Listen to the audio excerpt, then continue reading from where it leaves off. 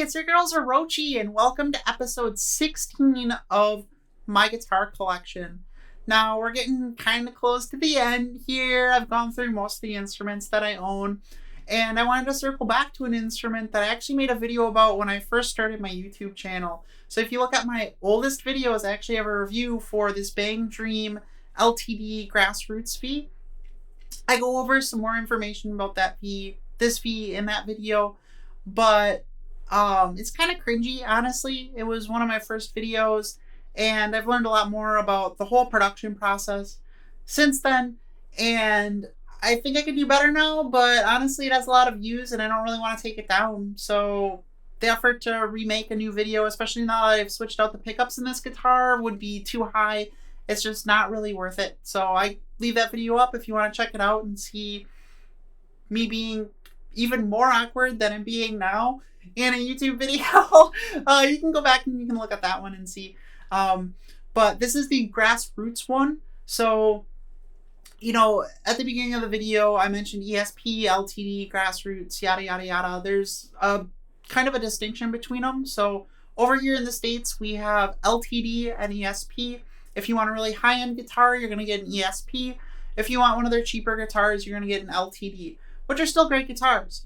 Now, in Japan, they have a company called Grassroots, which takes the place of LTD over there. So it's not a high-quality ESP guitar, but honestly, compared to the LTD guitars I've played, I think that this one is actually higher quality than those LTD guitars. And maybe it's because it's a special edition. I don't have any basis for comparison because getting another Grassroots guitar, I would either have to go to Japan or have it shipped from Japan or something like that. And honestly, it's just not worth it. This one totally suckered me in for one thing and one thing only, and that's the butterfly inlays on the neck. They look absolutely stunning, and I just love them. So I had to get one of these. I think the ESP version looks a little bit cooler because the butterflies are a slightly lighter blue, but you know, when you're talking about a $600 guitar versus like a $4,000 guitar, if the main reason you're getting it's because the inlays are a different color, the cheaper one starts to make a little bit more sense. So this one I ended up replacing with EMG bone breakers. After I tried them out in my Schecter Omen, I really liked these in a standard tuning, and I wanted to leave this guitar in standard, at least when I set it up initially, and I've left it in standard since then. The main reason being it's nice to have two Floyds in standard, and the EMG pickups are a bit hotter than the pickups in my PRS. So I'll have a tendency to use the PRS for either a more classic metal sound or my cleans, and I'll use this one for a more modern metal sound. You'll see it featured in my Colossus video where I played thrash metal on it, and it sounds amazing playing that kind of genre, and I've played it in my Shred Collab videos as well on the neck pickup. The neck pickup is really nice sounding for solos, I think, especially in the metal genre.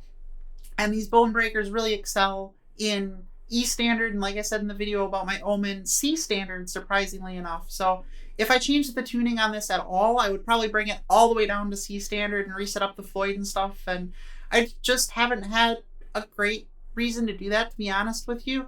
I don't think I've actually recorded leads in C standard. Oh, no, I have recorded leads in C standard on one of my Swola videos, but I wasn't using the Floyd at all in there, so I didn't actually need a guitar that had a Floyd set up on it. And having my V with a Floyd in C standard means that if I'm trying, or not C standard, in drop C, means that if I'm trying to play something in D standard that's a solo, I just don't use the low string or transpose the low string or what have you, and I play it on that, and I can play stuff for drop C in it. So I just haven't had a reason to get a C standard guitar with the Floyd in it, but if I was going to do that, this guitar would get tuned down to C standard. Now, I mentioned that video when I went over a review of this guitar. That was one of the first videos on my channel, and in that video I say that, you know, I might replace the pickups on this in the future. I did. Like I said, I threw the EMG bone breakers in it. The cool part about this guitar is it's like the PRS SE, where it has an actual Floyd, not a licensed Floyd in it.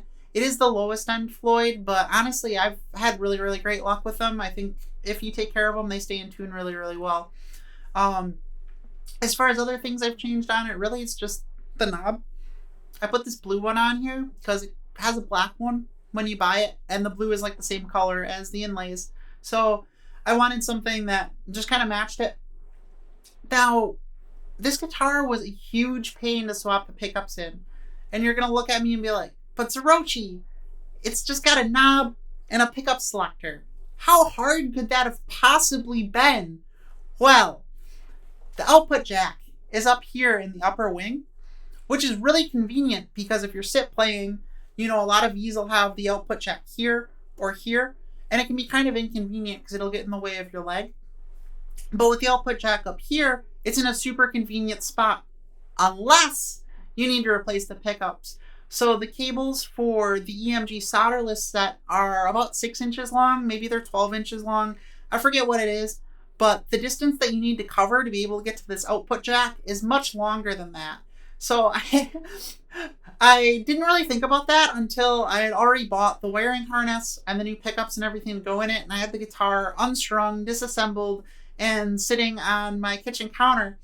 And I was like, oh man, these wires don't reach. This is gonna be fun. So I actually took speaker wire and I spliced the speaker wire in between the connections. So there's 3 pieces of speaker wire that run from here to down here in the cavity to be able to wire the output jack and the battery up to the output jack. So it was honestly the hardest installation I've done of the EMG solderless pickups so far. The hollow body wasn't exactly easy because I had to use the forceps to get things into place, but I didn't have to splice any cables. You know, everything was pretty standard.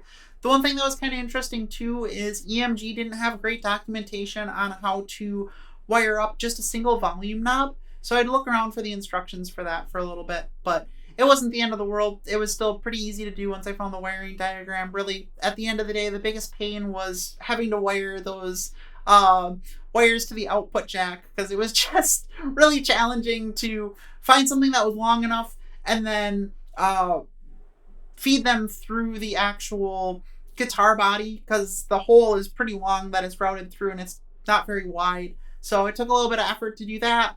And of course, you know, when you're doing something like that, you've got to make sure the wires are just the right length, and measuring the right length ahead of time was really challenging. So I literally just soldered it up, left the wires hanging out, and cut them short and hoped that the distance was going to work out. And thankfully, it did work out. So now I'm able to play this guitar with some nice EMGs in it. But I really love this guitar. My PRS SE Custom 24 Floyd is one of my favorite guitars. I call it my baby because it was like the guitar that started my current guitar journey, and it was really special to me. But when I got this guitar, this one actually edged that one out as my like favorite guitar from a playability standpoint.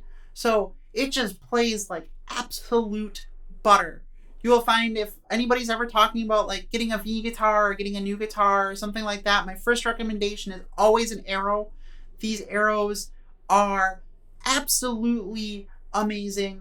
They don't really have neck dive. I mostly hung this plushie on it to have a plushie because it looks kind of cool on my V's.